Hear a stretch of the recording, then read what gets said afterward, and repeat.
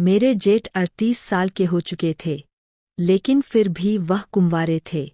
मुझे और मेरे पति को एक साथ देखकर जेठ हमेशा तड़पते रहते थे।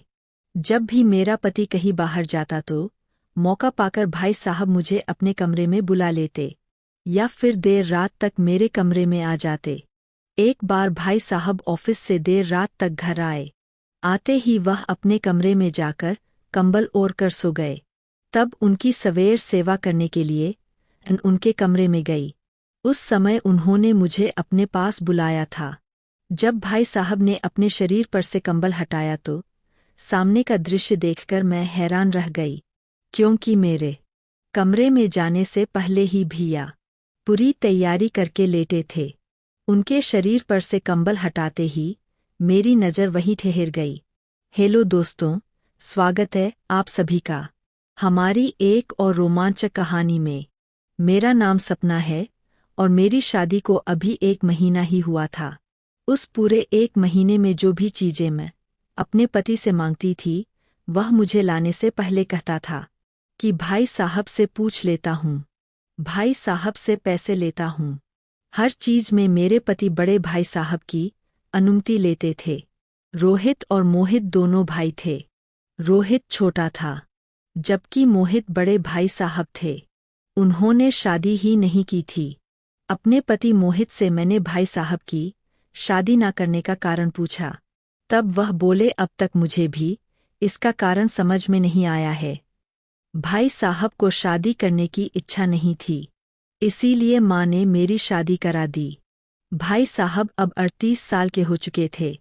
धीरे धीरे मुझे समझ में आने लगा था कि मेरे ससुराल की पूरी संपत्ति भाई साहब की ही है। उन्होंने खुद अपनी कंपनी स्थापित की थी। मेरा पति अपने भाई की कंपनी में काम करता था। सीधे शब्दों में तो वह भाई की कंपनी संभालता था। हमारा रहने वाला बंगला भी भैया ने ही बनवाया था। घर में दोनों भाई मिलकर रहते थे। सासू माँ मुझसे कहती थी कि अब तुम घर में आ ही गई हो, तुम्हें और रोहित को साथ देखकर मोहित का भी शादी करने का मन हो जाएगा। कुछ दिन मैंने भी भाई साहब को शादी करने के बारे में समझाया था, लेकिन वह किसी की सुनने को तैयार नहीं थे। कई बार मैंने उनकी शादी ना करने का कारण पूछे जानने की कोशिश की, लेकिन मेरे हाथ में कुछ नहीं लगा। 1 महीने में ही ससुराल में अच्छी तरह से बस गई थी। घर में ससुराल वाले ससुर नहीं थे, लेकिन ससुर की जगह बड़े भाई साहब थे। भाई साहब मुझे किसी भी बात के लिए रोक टोक नहीं करते थे। एक बार भाई साहब को थोड़ा सा बुखार हो गया, तब 4-5 दिन पर इलाज कराते हुए ऑफिस जाते थे। देखते ही देखते सामान्य बुखार मलेरिया में बदल गया। तब तुरंत ही भाई साहब को अस्पताल में भर्ती कराना पड़ा। भाई साहब अब 8-10 दिन तक अस्पताल में भर्ती रहे। 8 से 10 दिन को अस्पताल में टिफिन ले जाने में ही मैं थक चुकी थी। 10 दिन बाद भाई साहब को अस्पताल से घर लाया गया। अस्पताल के चक्कर में मैं बहुत थक गई थी। घर के काम करने के लिए नौकरानी थी, लेकिन फिर भी घर वालों को मेरे हाथ का खाना ही ज़्यादा पसंद था। नौकरानी के हाथ की तो चाय भी नहीं पीते थे। सासू माँ मुझे एक रोटी भी बेलने नहीं देती थी। उस दिन मैंने सासू माँ से कहा, मेरी माँ, मेरी बहुत ही भागदौड़ हो रही है। घर में कोई रोहित के लिए अलग खाना बनाना है और भैया के लिए दूसरा फीका खाना बनाना पड़ता है। उसमें आपको भी खाना अलग होता है। अब कुछ दिन भैया घर पर ही आराम करेंगे, तो उनकी आप देखभाल कर लीजिए। तब सासू माँ बोली, पूजा, अभी तुम जवान हो, इतनी जल्दी कैसे थक गई? पहले हमारी जॉइंट फैमिली थी। तुम्हारी उम्र में मैंने कितना काम किया है, इसका तुम्हें अंदाजा भी नहीं हो सकता। अब बच्चे बड़े हो गए हैं, इसलिए परिवार अलग हो गया है। आज की लड़कियां जॉइंट फैमिली में कैसे रहेंगी? अभी से तुम बूढ़ी सास और जेठ से तंग आ गई हो। तुम्हारे काम में मदद करने के लिए घर के नौकरानी है। फिर तुम्हें इतनी थकान क्यों महसूस हो रही है? सिर्फ 2-4 रोटियां तो बनाती है, तुम्हें इसमें इतनी परेशानी क्यों हो रही है? जब मैं इस घर में शादी करके आई थी, तब से मैं अपनी सासू माँ को कभी भी रसोई में थोड़े भी चक्कर लगाते हुए नहीं देखी थी। फिर वह बोली, मैं बहुत थक गई हूँ, मुझे कुछ दिनों के लिए अपनी बहन के यहाँ जाना है। इस पर मैंने कहा, ठीक है सासू माँ, आप एक भी काम को साथ मत लेकर जाइए, आपको जहाँ जाना है जल्दी जाइए। मेरे कड़वे बोल सुनकर वह बोली, इतना भी जल्दी नहीं है, जब जाऊंगी तो तुम्हें बता दूंगी। पूरे 10 मिनट बाद का भाषण देकर सासू माँ ने आखिरकार सारे काम मेरे ऊपर ही डाल दिए थे। भाई साहब की बीमारी के कारण उनके ऑफिस का बहुत सारा काम विकास को ही संभालना पड़ रहा था, इसीलिए वह रात में देर से ही घर आता था। उस दिन दोपहर में भाई साहब को सूप देने गई थी, तो उनके शरीर में बहुत ही ज्यादा दर्द हो रहा था। वह थोड़ा भी हाथ नहीं उठा पा रहे थे। मैंने उन्हें अपने हाथ से वह सूप पिलाया और सूप पीने के बाद उनका मुंह मैंने अपने साड़ी के पल्लू से साफ किया। जैसे ही मैंने भाई साहब के मुंह के पास से अपनी साड़ी का पल्लू हटाया, वह मुझे एक अलग ही नज़र से देखने लगे। भाई साहब की बीमारी के दौरान दिन भर मैं उनके पास ही बैठी रहती थी, क्योंकि कभी भी कोई भी उन्हें किसी भी चीज की जरूरत पड़ सकती थी। मैं उन्हें अपने हाथ से ही खाना भी खिलाती थी। भाई साहब ने अपनी तबीयत ठीक न होने के कारण पूरे हफ्ते भर की छुट्टी ले ली थी। उस हफ्ते के 3 दिन बीत चुके थे। पिछले तीनों दिनों में मैंने भाई साहब की बहुत देखभाल की थी। मेरी वह देखभाल देखकर भाई साहब मुझसे इतने प्रभावित हो गए थे कि 3 दिनों में उन्होंने कहा, मुझे तुम्हें क्या चाहिए बताओ, जो भी तुम्हें चाहिए होगा मैं तुम्हें दिला दूंगा। मैंने कहा, भैया पिछले हफ्ते मैंने एक नया सोने का नेकलेस देखा था। वह लेटेस्ट डिजाइन था, जिसे लेने के लिए मेरी बहुत इच्छा थी, लेकिन रोहित ने पैसे की कमी के वजह से नेकलेस लेने से मना कर दिया था। तो मैंने भैया के सामने मायूस होकर बोल ही रही थी। अब मौका मिला था, तो मैं उनसे छोड़ने वाली नहीं थी। तब भाई साहब ने कहा, पूजा तुम्हें नेकलेस पसंद आया है, इस बार मैं तुम्हें मुझसे एक शब्द तो कहना चाहिए था ना। मैंने उसी समय उन्हें वह नेकलेस खरीदने का कह दिया। फिर उन्होंने मुझे तुरंत अपना कार्ड दे दिया और शाम को जाकर मैंने वह नेकलेस खरीद लिया। वह नेकलेस मेरे हाथ में आते ही मैं बहुत ही खुश हो गई थी। धीरे धीरे नज़रों ही नज़रों में हम दोनों एक दूसरे के करीब आने लगे थे। मैं तो भाई साहब की बीमारी में उनकी देखभाल करने गई थी, लेकिन भैया की देखभाल करते करते हमारे बीच में कुछ हो जाएगा, इसका मुझे कुछ अंदाजा भी नहीं था। भैया द्वारा दिलाया गया एक नेकलेस देखकर रोहित तो चौंक गए थे। वह बोले, भाई साहब ने आज तक मुझे भी इतनी महंगी शॉपिंग नहीं करने दी। एक ही बार में उन्होंने तुम्हें इतनी बड़ी शॉपिंग कैसे कर दी? मुझे तो इस बात पर ही विश्वास नहीं हो रहा है। भाई साहब ने अपने छोटे भाई को आज तक इतनी शॉपिंग कभी नहीं करने दी थी। 3 दिनों में ही उन्होंने मुझे इतना क्या लगाव हो गया था कि उन्होंने एक शब्द पर मुझे जो भी चाहिए वह दिला दिया। खैर, भैया बीमार रहने के कारण ऑफिस नहीं जा पा रहे थे। उस दौरान कंपनी की एक महत्वपूर्ण मीटिंग थी, वह भी दूसरे शहर में थी। भाई साहब बीमार होने के कारण जा नहीं सके, इसलिए उन्होंने अपनी जगह रोहित को भेज दिया था। अब अगले 4 दिन रोहित बाहर शहर में ही रहने वाला था। उस दिन सुबह रोहित बाहर शहर जाने के लिए निकला। उसके जाने के बाद मैं नहाने चली गई। जब मैं नहाकर बाहर आई तो गीले बालों में मैंने तौलिया लपेटा हुआ था। जैसे ही मैंने तौलिया हटाकर बाल पोंछना शुरू किया तो मेझे भाई साहब की आवाज़ सुनाई दी। वह मुझे मेरे नाम से पुकार रहे थे। भाई साहब की तेज आवाज़ सुनकर मुझे समझ में आ गया था कि वे कब से मुझे पुकार रहे हैं। पर सासू माँ अभी घर पर ही नहीं थी, इसीलिए उन्होंने अपने बेटे की आवाज़ को नज़रअंदाज कर दिया। खुद को काम से दूर रखने की उनकी बुरी आदत थी, इसीलिए वह दिन भर घर से बाहर गप्पे लड़ाने चली जाती थी। तभी मैं दौड़ती हुई भाई साहब के कमरे में गई। दौड़ने के हड़बड़ाहट में मेरे बालों से लिपटा हुआ तौलिया भी गिर गया था। उनके कमरे में पहुँचते ही मैंने कहा, भाई साहब, आपको कुछ चाहिए था क्या? मैं नहाने गई थी, इसलिए आपकी आवाज़ मैं नहीं सुन पाई। भैया बोले, पूजा आज मुझे थोड़ी जल्दी ही भूख लग गई है, अगर नाश्ता मिल जाता तो थोड़ा अच्छा लगता। तब मैं तुरंत ही नाश्ता बनाने के लिए चली गई। जाने से पहले मैंने भैया को उनका नाश्ते के पहले वाली गोली देनी चाहिए। गोली का बॉक्स उनके बिस्तर के पास में ही था। वह बॉक्स काफी नीचे रखा हुआ था। बॉक्स लाने के लिए जैसे ही मैं नीचे झुकी, वैसे ही पीछे से मुझे अपनी पीठ पर भैया का हाथ महसूस हुआ। तब मैं तुरंत ही सीधी खड़ी हो गई। भैया से कुछ कहने ही वाली थी कि तभी वह बोले, पूजा तुम्हारी पीठ पर तुम्हारे गीले बालों का पानी आ गया था। वही पूछ रहा था, गीले बालों में तुम और भी ज्यादा अच्छी लगती हो। भैया तो सुबह सुबह मेरी सुंदरता की तारीफ करने लगे थे। उनके सामने मुस्कुराते हुए मैं तुरंत ही नाश्ता बनाने चली गई। नाश्ता मैंने अपनी उनकी पसंद का गाजर का हलवा बनाया था। मेरे हाथ का हलवा खाकर भैया हमेशा मेरी तारीफ करते थे, लेकिन आज वह कुछ ज्यादा ही तारीफ कर रहे थे। बीमार होने के कारण अपने हाथ से उन्हें खाना खिलाती थी। उस दिन रात को भैया को खाना खिला रही थी। जैसे ही मैंने उन्हें रोटी का टुकड़ा खिलाया, उन्होंने मेरी उंगली काट दी। इतने दिनों में ऐसा मेरे साथ पहली बार हुआ था। उन्होंने जानबूझकर काटा था या गलती से, यह मुझे समझ नहीं आया।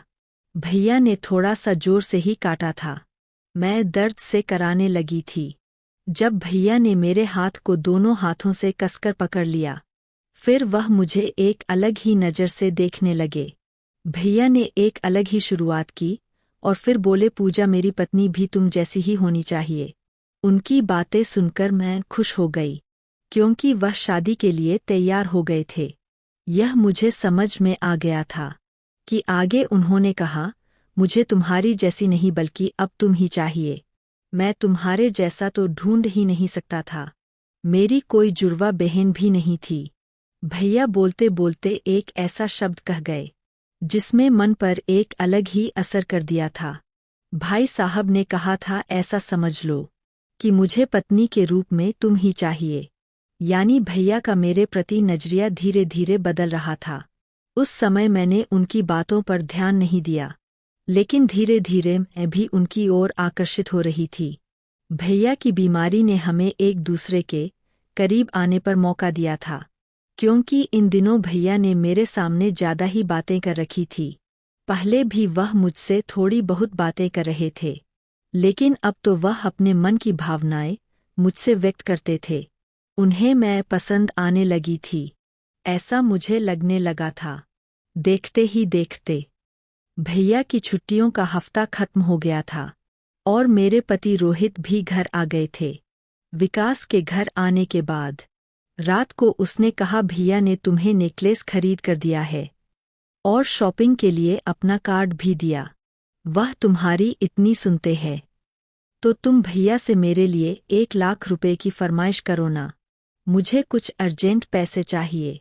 भैया और मेरे बीच एक अलग ही रिश्ता बन रहा था, जिससे वह मेरी सभी इच्छाएं पूरी कर रहे थे। हमारे बीच के रिश्ते को रोहित को भनक तक नहीं थी। जैसे रोहित से पूछा कि आपको इतने सारे पैसे किस लिए चाहिए, इस पर उन्होंने कहा, मुझे एक बड़ी गाड़ी खरीदनी है। वह गाड़ी लेने की मेरी बहुत इच्छा है। तब मैं उनसे बोली, ठीक है। इसके बाद रोहित सो गए और मैं अपने कमरे से बाहर आ गई। मैं भाई साहब को जल्दी हल्दी का दूध देना भूल गई थी। पिछले कुछ दिनों से भाई साहब को कैल्शियम की कमी हो रही थी, इसलिए मैं उन्हें रोज रात को हल्दी वाला दूध देती थी। उस रात को भीम उनके कमरे में हल्दी का दूध लेकर गई।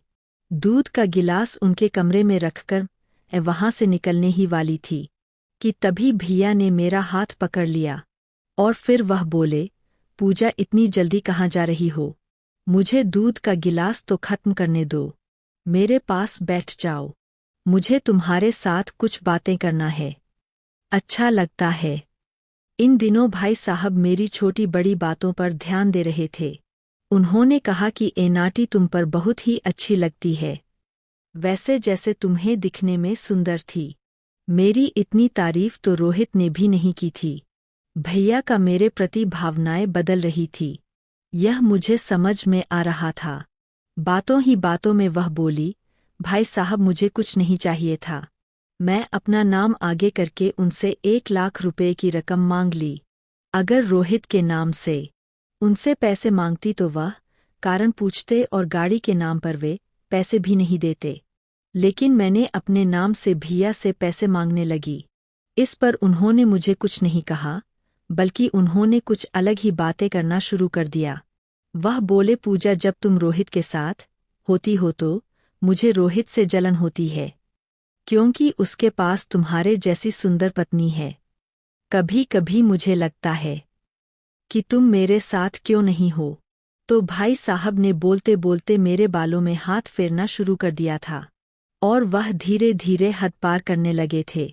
हमारे बीच कुछ होने ही वाला था कि तभी भैया अचानक ही मुझसे दूर हो गए। मैंने उनसे एक बार भी मना नहीं किया था, यानी उन सब में कहीं ना कहीं मेरी भी सहमति थी। अब भाई साहब मुझसे दूर हो गए थे। फिर उन्होंने मुझे वहां से जाने के लिए कहा।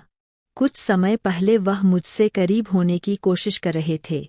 अचानक ऐसा क्या हुआ था, यह समझ नहीं आया। उस रात के बाद मेरे 3 दिन तक भैया ने मुझसे बात तक नहीं की थी। उन्होंने चुपचाप मेरे हाथ में 10 लाख का चेक दे दिया था। वह चेक मैंने रोहित को दिया। रोहित ने कहा, भैया रे इतने मेहरबान कैसे हो गए, यह तो मुझे समझ नहीं आ रहा था। वह मुझसे हर चीज का भी हिसाब पूछते थे, और तुम्हें एक ही बार में इतनी बड़ी रकम दे दिया। भैया और मेरे बीच किस प्रकार का रिश्ता बन रहा था, इसकी रोहित को जरा भी खबर नहीं थी। मैंने उसकी बात पर सिर्फ सिर हिलाया। अगले 4 दिन बाद से ही सुबह से सासू माँ के उनकी बहन के घर जाने की तैयारी शुरू हो गई थी। उन्होंने सुबह सुबह मुझसे 1 किलो लड्डू और भी बहुत सारी मिठाई मंगवाई थी। वह बहन के घर जा रही थी या पिकनिक पर, यह मुझे समझ नहीं आ रहा था। मैंने सासू माँ को सब कुछ बना कर दिया। बनाने में इतनी बिजी हो गई थी कि सुबह मैंने चाय भी नहीं पी थी। उठने के बाद से ही मैंने सिर्फ चेहरा धोकर कमरे से बाहर आई थी। सासू माँ की सारी शॉपिंग 6:30 बजे तक कर दी थी। उसके बाद वह जाने के लिए तैयारी करने लगी। उस दिन 10:30 बजे थे और मेरे नहाने का समय भी हो गया था। कुछ समय बाद सासू माँ अपनी बहन के घर चली गई और रोहित भी ऑफिस जाने के लिए निकल गए। इसी दौरान भाई साहब भी अपनी अभी ऑफिस के लिए निकल रहे थे। बाद मैं घर में अकेली ही बची हुई थी। नौकरानी भी सारे काम निपटाकर चली गई थी। सभी के जाने के बाद आराम से नहाने गई। नहाने के बाद अपने कमरे में साड़ी पहन रही थी। मैंने बस पल्लू ओढ़ा ही था कि मेरे कमरे का दरवाजा खुला और सामने से भाई साहब अंदर आए। उन्होंने देखकर मैं पूरी तरह से हड़बड़ा गई थी, क्योंकि मेरे शरीर पर पल्लू भी ठीक से नहीं था। हड़बड़ाते हुए मैंने पल्लू ओढ़ा। भैया मेरी ओर आए और बोले, पूजा इतनी जल्दबाजी की जरूरत नहीं है, तुम्हारी सिर्फ थोड़ी सी साड़ी ही तो उलझी है। मुझे तुमसे कुछ बात करनी है। अब घर में कोई भी नहीं है, इसीलिए आधे रास्ते से वापस आ गया था। भैया को घर में किसी के न होने पर मुझसे ऐसी बातें, क्या गुप्त बातें करनी थी। मेरे मन में अनगिनत सवाल चल रहे थे। मैं विचार कर ही रही थी कि तभी भैया मेरे सामने आकर मुझसे माफ़ी मांगने लगे। बोले, सिर्फ एक साधारण माफ़ी मांगने के लिए भैया ने इतना सस्पेंस क्रिएट किया था। भैया आप मुझसे किस बात की माफ़ी मांग रही है? मैंने उनसे पूछा। मेरे इस सवाल पर उन्होंने कहा, पूजा 3 दिन पहले जब तुम रात को मुझसे हल्दी का दूध देने आई थी, तब मैंने खुद तुम्हारे पास आकर बहुत बुरा व्यवहार किया और तुम्हें कमरे से जाने के लिए कह दिया। उस दिन मैंने तुम्हारे साथ जो भी किया वह मुझे नहीं सही लगा था, इसीलिए मैं तुमसे माफ़ी मांगने आया हूँ। मैंने कहा, कोई बात नहीं भैया, मुझे आपकी हरकत की बिल्कुल भी बुरा नहीं लगा, आप तो मेरे अपने ही है। मेरी बात सुनकर भाई साहब मेरे और भी ज्यादा करीब आ गए। और वह बोले तुम्हारा यह अपनापन वाली बात मुझे पागल करके रख देती है। इसके बाद उन्होंने फिर से मेरे साथ नज़दीकियां बढ़ाने की कोशिश करने लगे। उस वक्त मैं भी उन्हें बिल्कुल भी नहीं रोकी, उल्टा मैं ही उन पर प्रतिक्रिया देने लगी थी। अचानक ही भैया ने मुझे पास लेकर फिर से दूर कर दिया था। फिर माफ़ी मांगते हुए वह वहाँ से चले गए। भाई साहब की इस हरकत पर मुझे अब गुस्सा आने लगा था। बार बार मेरे करीब आकर मेरे मन की भावना जगाकर वह पल भर में मुझसे दूर हो जाते थे। इससे मेरी चिड़चिड़ाहट बढ़ती जा रही थी। भैया ने 2 बार मेरे साथ ऐसा किया था, लेकिन अब नहीं। अब तो मैंने तय कर लिया था कि मैं उनके पास जाकर ही रहूंगी। सासू माँ भी घर पर ही नहीं थी। रात को रोहित थोड़ी ही देर में गहरी नींद में चले जाते थे।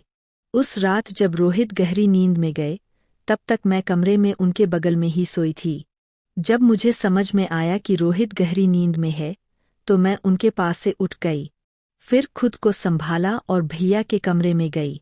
भैया भी मुझे सोते हुए दिखाई दिए। मैं उनके पास गई और तभी उनके कमरे की लाइट जला दी। पीछे मुड़कर देखा तो सामने रोहित था।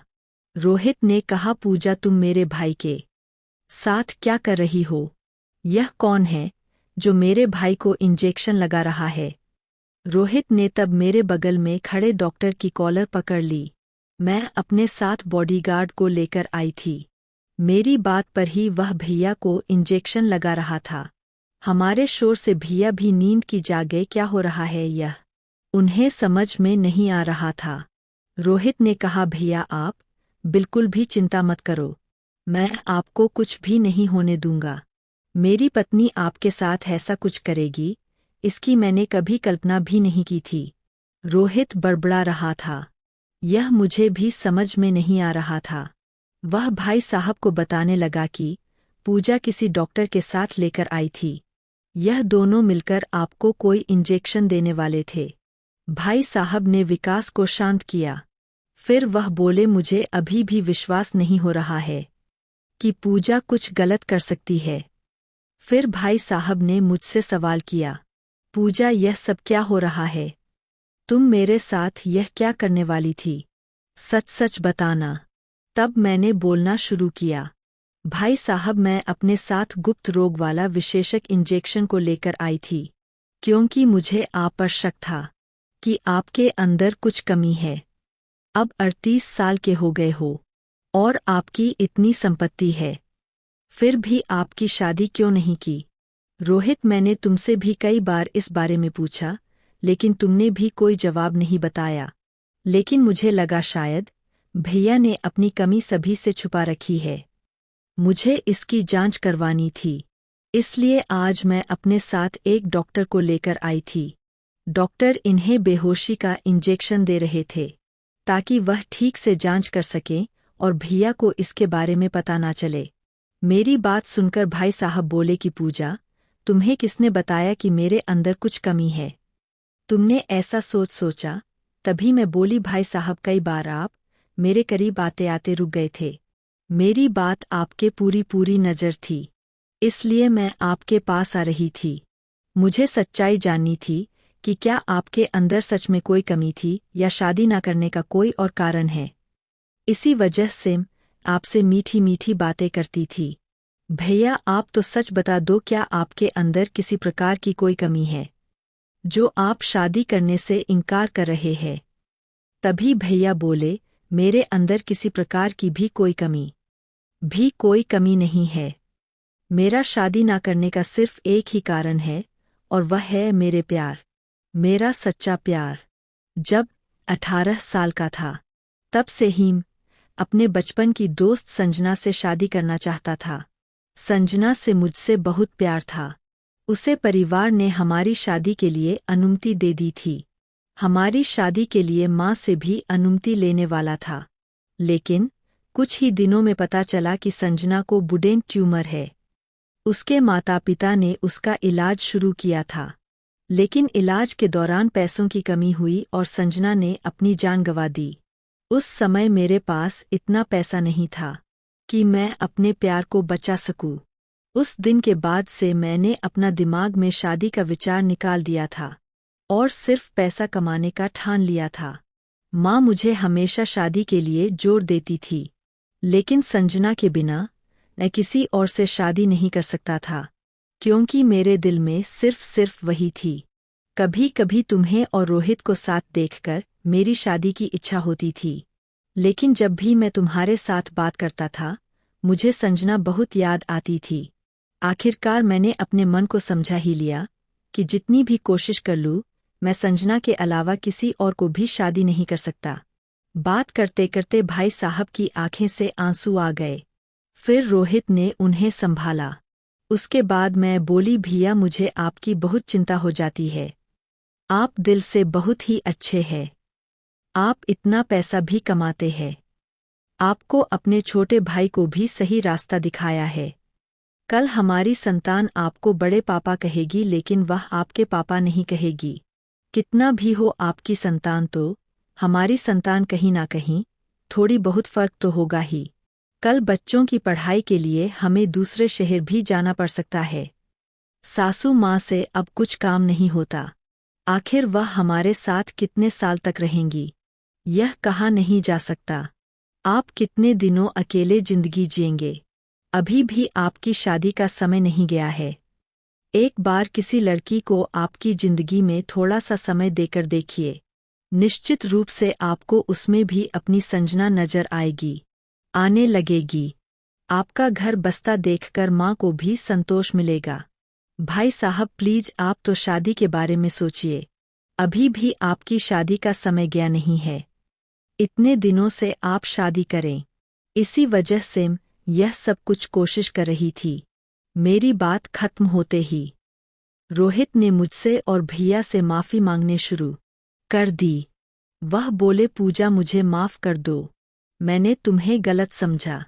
मेरा बड़ा भाई तो जो मुझे पैसे पैसे का हिसाब लेता था, तुम्हें एक शब्द पर सब कुछ कैसे दे रहा था यह मुझे समझ में नहीं आने लगा था।